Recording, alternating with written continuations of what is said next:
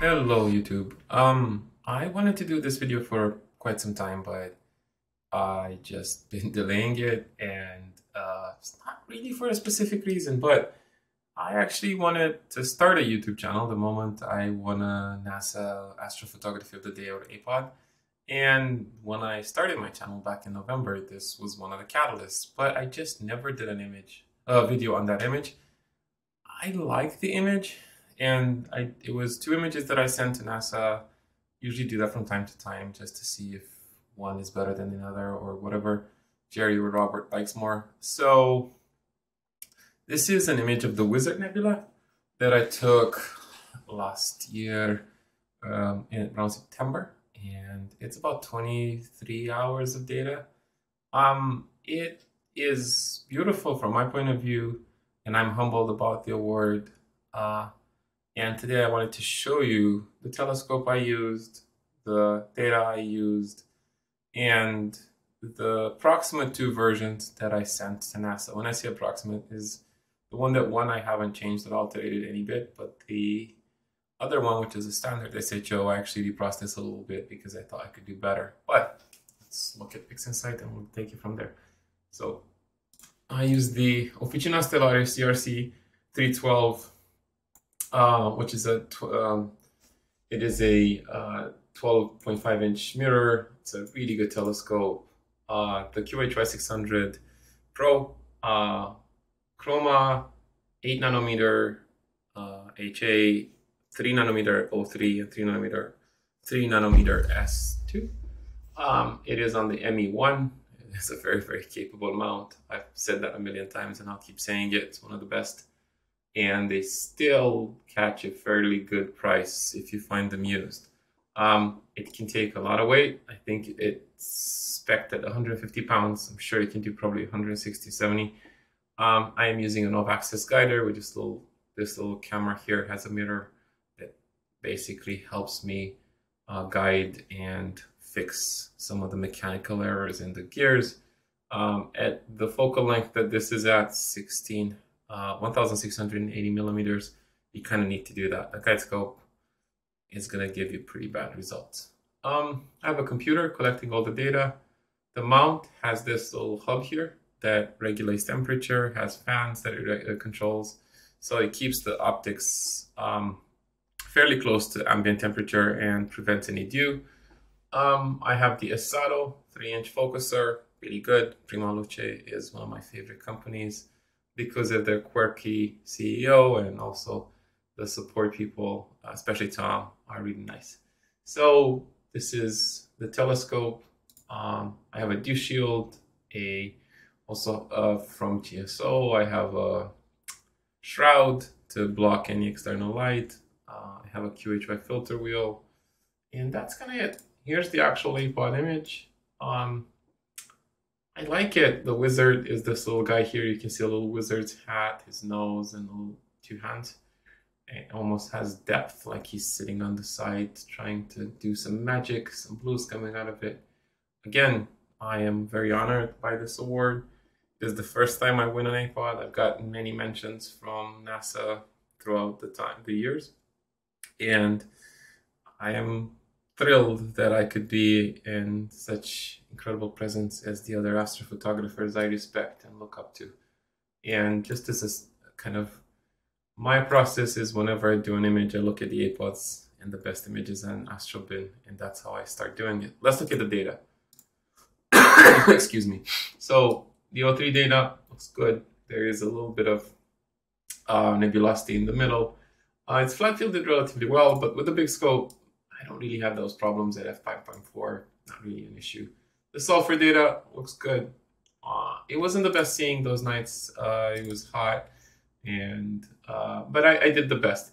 Of course, hydrogen looks amazing, and you can see the little wizard here. It's actually pretty evident. It looks like a lot of things, and I know every time I post an image on Reddit or Instagram, people keep saying, "Oh, it looks like a mushroom." Good. It's whatever your brain tells you. That's what it looks like to you. The data is clean, nice, and I was really happy. I kept wanting to image, but the sky wasn't the best. So with larger aperture telescopes, like 12.5 inches here, the stars will actually start growing and getting bigger and bigger, because the more the more light you collect, the more of the seeing that's affecting you. So it almost will look out of focus, and that data is almost trash. It is not just almost, it is trash. It will increase the star's size for your images. Usually my stars are around 5, maybe 6 full width f maximum, which is low for that focal length. But in these conditions, they can get up to 8, 9, you don't want that. So this is the hydrogen. Nice. Let's look at the stacks. So this is the regular stack that I did recently. Nothing special, SHO, and I applied Blur Exterminator to it. I did not have Blur Exterminator at the time. This is back before Russell launched it. So if you don't see it, it's because it didn't exist yet. Russell was still training the AI to take over the world. This is the SHO palette, pretty standard, nothing special. The one that won me the Apod was, because I'm a designer for my day job, I always try to test and see what works better with different audiences. I think I have an inkling of what Robert and Jerry sometimes like, sometimes being the key word.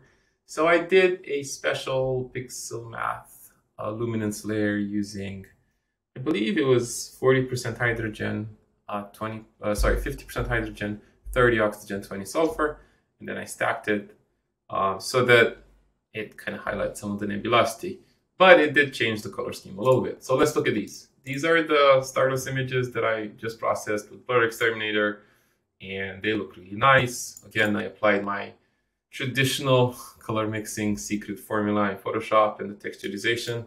Really happy. This is the actual image I sent, because when you send images to the Apod team, you have to shrink them down due to some of the email constraints, and that's fine.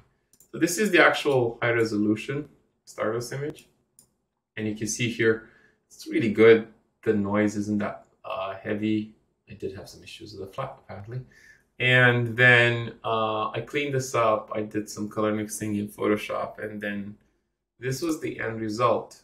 It is beautiful. Again, I'm honored, but I thought I could do better. So I was actually processing this a little bit.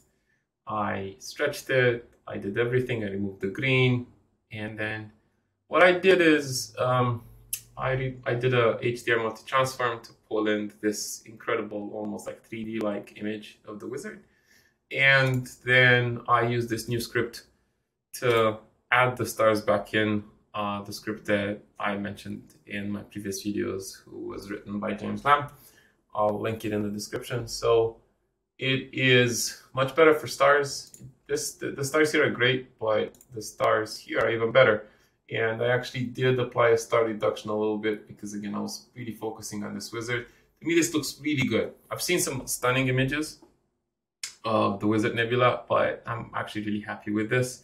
So with that said, if you want to win an Apod, persevere, collect a lot of light, and just send your images. You never know. I think it's a very diverse industry and hobby, and Jerry and Robert do a great job giving people recognition through mentions to the Apods.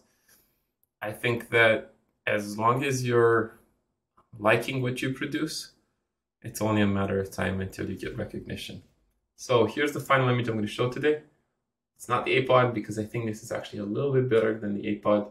My processing has improved a little bit, even though it's been like 3 months. I actually sent that image late October, and I won the Apod on November 14th.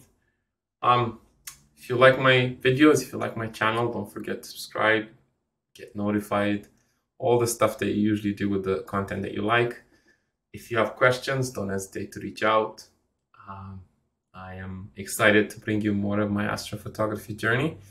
And in the meantime, clear skies to whoever's doing astrophotography, good seeing conditions, and I will see you in the next video.